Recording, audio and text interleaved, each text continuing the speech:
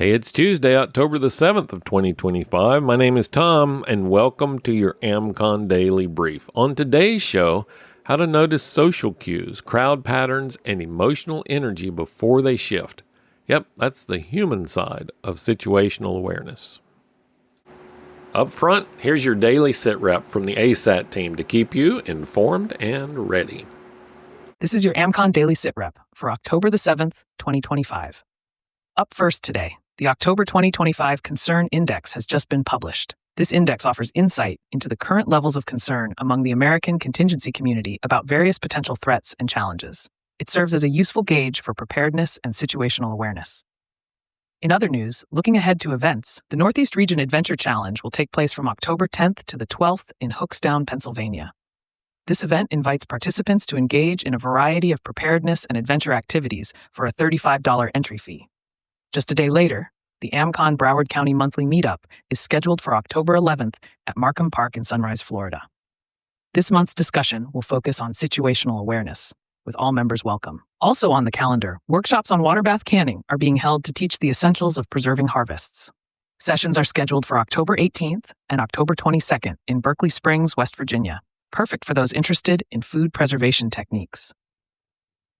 Turning now to upcoming preparedness opportunities, the South Region Adventure Challenge will be held November 7th through 9th at the Boy Scout Camp in Milburn, Oklahoma. This event will simulate a mock evacuation from Hurricane Bob, including skill-building activities from first aid to water treatment and shelter rigging. Children 12 and under can attend for free. Finally, the weather for today. Expect generally mild conditions across much of the country, with no severe weather watches or warnings at this time. However, it's always advisable to stay updated with your local weather service for any changes. Members can access the American Contingency Members Only site to get the full report and more in-depth analysis of today's stories, along with practical preparedness tips, training opportunities, and resources to help you, your family, and your neighborhood stay crisis ready. Imagine this. Ryan has stepped into the community center gym for his son Ethan's basketball game. The bleachers were packed and the buzz of conversation echoed under the lights. But something wasn't right. Something felt off. It wasn't dangerous, just different. The crowd was tense. A few voices were sharper than usual. A bad call on the court was stirring emotions, and Ryan could see it coming.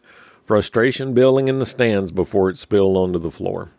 He caught the coach's eye and gave a small nod toward the ref's corner. Within seconds, the coach called a timeout, cooling things off before they got ugly. That's awareness, reading people as clearly as you read a map. You know, most people think situational awareness is about spotting exits or scanning for danger. Those are included, but the truth is, most threats come with people attached. Reading the room means noticing how energy shifts, who's relaxed, who's angry, who's not where they're supposed to be. You don't need a sixth sense for that, just a willingness to look up and pay attention. The easiest way to start is with baseline and deviation. Baseline is what normal looks like for that space, how people move, talk, and sound. Deviation is what stands out. When you train your eyes to pick up on those small changes, you see patterns long before they turn into problems. Here's a small trick from the Essential Situational Awareness course. When you walk into a room, ask yourself, who's in charge of the space right now? It might be a teacher, a cashier, or a group of friends at a restaurant. The answer tells you a lot about how people are relating to each other and who might react if things go sideways. If this kind of skill building clicks for you, the course takes it deeper with quick drills you can do anytime. Reading the room is more than safety. It's stewardship. It's understanding the flow of human behavior so you can help steady it when things feel shaky. You don't control people. You just see the waves before they crash. So here's today's challenge. Practice reading the room. Wherever you go, the office, a store, kids' practice, take a quiet moment and notice what normal looks like and what stands out. Jot down your impressions. Awareness grows when you train your attention.